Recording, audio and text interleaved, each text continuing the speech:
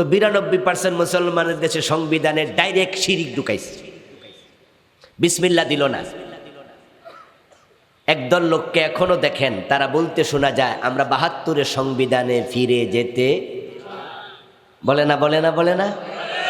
আরেক দল বলে না, 72-এর সংবিধান দরকার নাই, যেটা চলমান সংবিধান এটাই ঠিক আছে। আরেক দল লোক বলেন না, 72-এর সংবিধানও ঠিক না, বর্তমান সংবিধান যেটা আছে এটার মাঝে কুফরি শিরিক আছে, এটাও ঠিক না, বরং এই সংবিধানের জায়গায় আমরা আল্লাহর কোরআনকে সংবিধান বানাতে চাই, এমন একটা দলও আছে না নাই? তুমি ইসলামকে লালন কেন করো না? ইসলাম তো আমাদের একা না, সত্যিকার অর্থে 92% মুসলমানের দেশ। এটা তো ডক্টর কামালের লেখা, ওই শিরকি কুফরি সংবিধান দিয়ে চলার কথা না।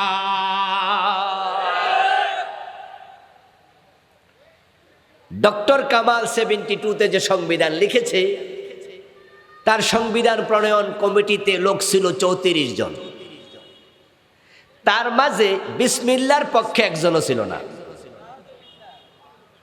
এজন্য তার লেখা ওই সংবিধানে বিসমিল্লাহটা ছিল না, জানেন তো আপনারা, জানেন? অথচ 92% মুসলমানের দেশ। এবং ডক্টর কামাল কি হিন্দু? নাম শুনে কি হিন্দু আর বৌদ্ধ মনে হয়? 34 জনের মাঝে আমি দেখেছি 2-3 জন মাত্র হিন্দু ছিল, সুরঞ্জিত সেনগুপ্ত ছিল, আরো 1-2 জন হিন্দু ছিল, বাকি সব মুসলমান। প্রিয় ভাইয়েরা আমার, বিসমিল্লাহ তো লিখলই না, এটা ঢুকালো কে? শহীদ প্রেসিডেন্ট জিয়াউর রহমান সাহেব। আচ্ছা, বিসমিল্লাহ ঢুকালো না, তারপর সংবিধানের যে মূলনীতি বানালো তার মাঝে জনগণকে এতটাই পাওয়ারফুল করে দেখালো, তারা সভরেন্টি সার্বভৌমত্বের অংশে লিখেছে জনগণ সকল ক্ষমতার উৎস, সকল ক্ষমতার মালিক। আপনাদের সাথে আমার বিনয়ের প্রশ্ন, দল যে যেটা করেন করেন গা, মরার ফরজে কোনো দল টল নাই নাকি? বিসমিল্লাহি আলা মিল্লাতি, তো এক সোজা কিন্তু হওয়া লাগবে, সোজা না হইয়া উপায় নাই। এজন্য মরার আগে সোজা হন। চিন্তা করে একটু কথা বলেন, জনগণ সকল ক্ষমতার মালিক, সকল ক্ষমতার উৎস, এর সাথে কি আমাদের একমত করা উচিত? সকল ক্ষমতার মালিককে, এটা কি ঈমানের অংশ নয়? কুলিল্লাহুম্মা মালিকাল মুলকি তুতিল মুলকা মান তাশা আন্নাল কুওয়াতা লিল্লাহি জামিআ। তো 92% মুসলমানের দেশে সংবিধানে ডাইরেক্ট শিরিক ঢুকাইছে, বিসমিল্লাহ দিল না। একদল লোককে এখনো দেখেন তারা বলতে শোনা যায় আমরা 72-এর সংবিধানে ফিরে যেতে, বলে না বলে না বলে না। আরেক দল বলে না, 72-এর সংবিধান দরকার নাই, যেটা চলমান সংবিধান এটাই ঠিক আছে।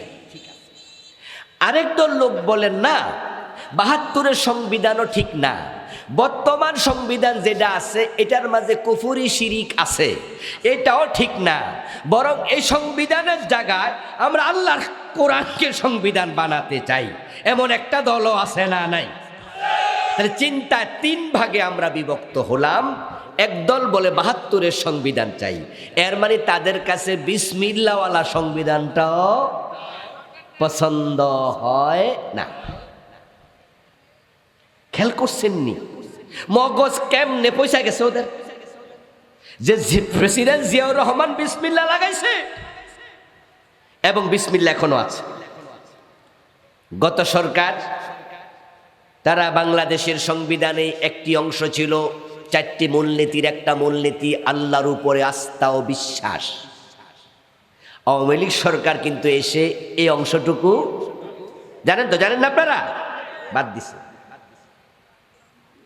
আচ্ছা, আল্লাহর উপরে আস্থা বিশ্বাস কি বাদ দেয়া যায়? হ্যাঁ বলেন, না বলেন, কোন একটা বলেন। আল্লাহর উপর আস্থা বিশ্বাস বাদ দেয়া যায়? আচ্ছা, দিলে ঈমান থাকে না যায়? যে দেশে কি মুমিন না মুশরিক? মুশরিক না কাফের? আচ্ছা, তাহলে যারা বাদ দিল তারা নিজেদেরকে মুমিন দাবি করার সুযোগ কোথায়? আরে হেফাজতের জন্ম হলো কেন? হেফাজতে ইসলামের যে 13 দফা ছিল দাবি, এক নাম্বার দফা হলো আল্লাহর উপর আস্থা ও বিশ্বাস সংবিধানে পুনঃস্থাপন করতে হবে। জানেন জানেন আপনারা জানেন? আচ্ছা, আল্লাহর উপরে আস্থা বিশ্বাস পুনঃস্থাপন করো, এই দাবিটা কোনো হিন্দুর কাছে বৌদ্ধের কাছে করলেও সহ্য করা যায়, কিন্তু করতেছি আমরা কার কাছে? প্রধানমন্ত্রী মুসলিম, প্রেসিডেন্ট মুসলিম, আইনমন্ত্রী মুসলিম, মন্ত্রী পরিষদের শতকরা 90-92-95টা মুসলিম। মুসলমানের কাছে ইমানের দাবি করা দরকার ছিল না।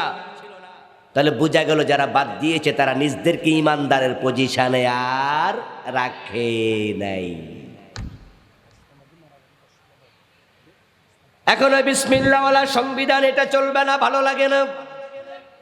এই জন্য কিছু লোক ৭২-এর সংবিধানের কথা এখনো বলে, আবার আরেক দল লোক বলে না এই সংবিধান চলুক।